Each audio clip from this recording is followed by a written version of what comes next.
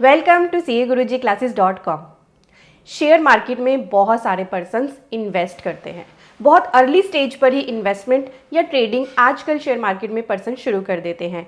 Student life में भी persons अपने पेरेंट्स के पैसे को यूज़ करके शेयर मार्केट में अपना लक आजमाना शुरू कर देते हैं, और जो अर्निंग शुरू कर देते हैं तो उनका तो शौक ही होता है कि शेयर मार्केट में इन्वेस्ट करें या ट्रेड करें। तो आप ऐसा कर सकते हैं, इसकी कोई रिस्ट्रिक्शन नहीं है, बट आपको ये ट्रांजैक्शंस करते हुए ये पता होना ज़रूरी है कि कहीं इनकम टैक्स एक्ट में कोई लिमिटेशन तो नहीं है, कहीं आपके पास ऐसी इन्वेस्टमेंट या ट्रेडिंग करने के बाद कोई इनकम टैक्स से नोटिस तो नहीं आ जाएगा। तो आज इस वीडियो में इसी चीज़ को डिस्कस कर रहे हैं। बिना किसी देरी के आइए जानते हैं। इनकम टैक्स एक्ट में एक लिमिट दी हुई है कुछ ट्रांजैक्शंस को रिपोर्ट करने के लिए, यानी जिस भी मोड से आप शेयर्स में ट्रांजैक्शंस करते हैं और जिसके थ्रू करते हैं वो पर्सन गवर्नमेंट को रिपोर्ट करता है आपकी ट्रांजैक्शंस, और उसकी लिमिट है। जैसे आप बॉन्ड्स, डिबेंचर्स, शेयर्स परचेज करते हैं 10 लाख या उससे ज़्यादा पूरे साल में, तो ये ट्रांजैक्शंस आपकी रिपोर्ट कर दी जाती है इनकम टैक्स डिपार्टमेंट को।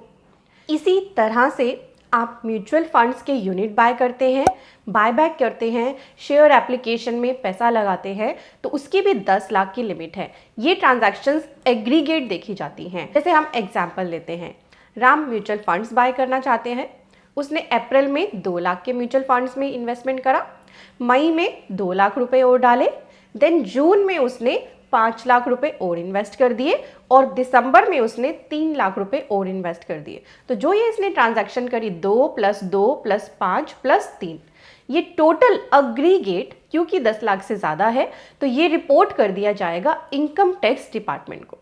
अब ये रिपोर्टिंग जो है क्या सिर्फ इनकम टैक्स डिपार्टमेंट को ही दिखेगी? नहीं, ये आपको भी दिखाई देती है आपके AIS में। स्क्रीन पे आप देख सकते हैं, इस तरह से ट्रांजैक्शंस रिपोर्ट कर दी जाती हैं इनकम टैक्स डिपार्टमेंट को और आपको दिखती है आपके AIS में। साथ ही अगर आप शेयर्स को सेल करते हैं, सेल के टाइम पे अगर आपका कैपिटल गेन होता है तो वो भी अब आपके AIS में रिफ्लेक्ट होता है। साथ ही अगर आपको डिविडेंड मिलता है कंपनी से तो वो भी आपके AIS में दिखाया जाता है। अब आप क्वेश्चन करेंगे कि ठीक है, ये ट्रांजैक्शंस अगर रिपोर्ट कर दी जाती है इनकम टैक्स डिपार्टमेंट को तो क्या हम शेयर मार्केट में इन्वेस्टमेंट करना छोड़ दें? क्या हम डर जाए? नहीं, यहाँ घबराने की कोई ज़रूरत नहीं है।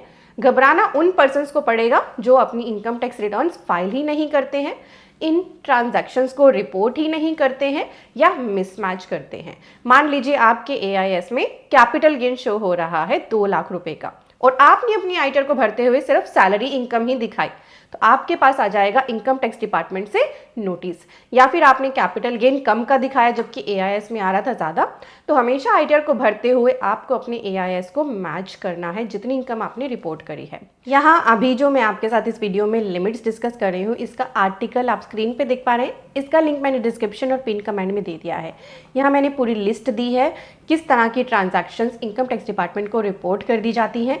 इसमें अगर आप शेयर्स के लिए देखेंगे तो देखिए यहाँ पे लिखा है receipt from any person of an amount aggregated to 10 lakh rupees और more in a financial year for acquiring bonds और debentures issued by the company और institution other than the amount received on account of renewal of bond और debenture. कौन report करता है इन transactions को? Bond and debentures की company या इंस्टीट्यूट जो इशू कर रहे हैं आपको बॉन्ड या डिबेंचर।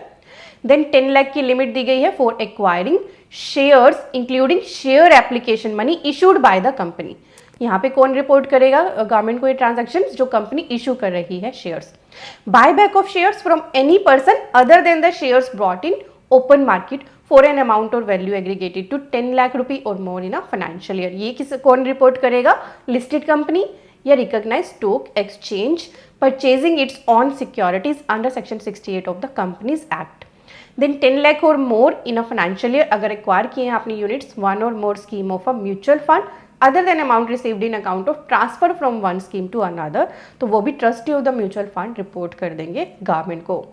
देन बात करते हैं capital gain on transfer of listed securities और यूनिट्स ऑफ म्यूचुअल फंड। ये भी रिपोर्ट किए जाते हैं। क्यों किए जाते हैं? For the purpose of pre filing of return of income, a statement of financial transactions जो है आपकी रिपोर्ट होती है, डिविडेंड रिपोर्ट होता है आपका। तो ये सारी ट्रांजैक्शंस क्योंकि आपके AIS में आती है तो आपको बहुत ही ध्यान से अपनी आईटीआर भरनी होती है। ये चेक करना होता है एआईएस में कितनी ट्रांजैक्शन आ रही है। एआईएस में कोई अगर एरर आ जाती है, आपका कैपिटल गेन गलत दिख रहा होता है वहाँ पे, तो आप उसको रेक्टिफाई भी करा सकते हो। इस तरह की वीडियोस आपको हमारे चैनल पे मिलती रहती है, तो मेक श्योर सीए गुरुजी चैनल को सब्सक्राइब कर ले। वीडियोस पार्ट में आप जाएंगे तो आपको बहुत सारी इन्फॉर्मेटिव वीडियोस यहाँ पे मिलती है।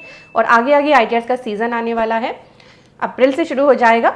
आपको और भी ज़्यादा इन्फॉर्मेटिव वीडियोस खुद अपनी आईटीआर भरने के लिए हमारे चैनल पे मिलती ही रहेंगी। अब आप कहेंगे शेयर मार्केट में debenture, bonds, mutual fund, share application money, buy back, इन सभी के लिए लिमिट है 10 लाख की। 10 लाख से ऊपर जाते ही इन्हें रिपोर्ट कर दिया जाएगा इनकम टैक्स डिपार्टमेंट को। बट ये तो परचेज है, इसे हम आईटीआर में क्यों दिखाएं? क्योंकि आईटीआर में तो हम कैपिटल गेन या लॉस ही दिखाते हैं जब हम इनको सेल कर देते हैं। तो आपको इन ट्रांजैक्शंस को आईटीआर में नहीं दिखाना है, बट इनकम टैक्स डिपार्टमेंट इनके थ्रू आपके डेटा को ट्रैक करती है। वो ये चेक करते हैं कि जो आपने इनकम टैक्स रिटर्न फाइल करी है, क्या आपने अपनी इनकम टैक्स रिटर्न्स में इतनी इनकम सोर्स को दिखाया भी है या नहीं, यानी आपके पास ये पैसा कहाँ से आया, ये उनके लिए बड़ा इंपॉर्टेंट रहता है। तो आईटीआर्स को आपने इसीलिए बहुत केयरफुली भरना है। अगर आप इस तरह की ट्रांजैक्शंस करते हैं, काफ़ी ह्यूज अमाउंट में करते हैं, किसी से पैसा लेके करते हैं, तो वो ट्रांजैक्शंस भी आपको आपको अपनी पूरी टैक्स प्लानिंग करनी है।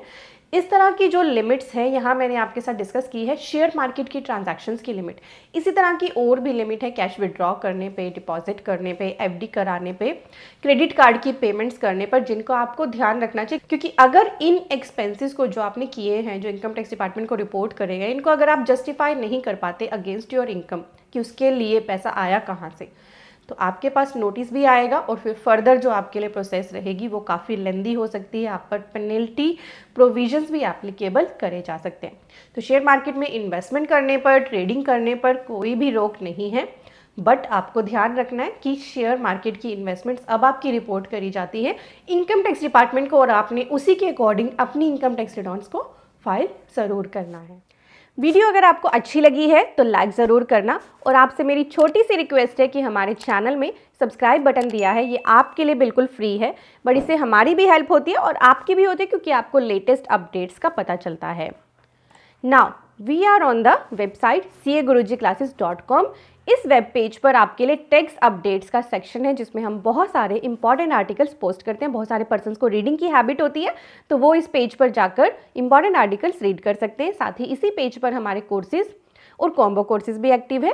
हमने अपने कोर्सेज लॉन्च किए हुए हैं, income tax, GST, ITR, TDS, trademark etcetera. Courses section में आप जाएंगे तो आपको 2 तरह के कोर्स मिलेंगे, लाइफ टाइम, अनलिमिटेड वैलिडिटी के लिए। तो आप जिसमें भी इंटरेस्टेड हैं, कंपनी रजिस्ट्रेशन, अकाउंटिंग, आप उनमें एनरोल करा सकते हैं। बहुत सारे पर्सन इनका बेनिफिट ले रहे हैं, आप भी इनमें एनरोल कीजिए अगर आप इंटरेस्टेड हैं। Thank you so much for watching.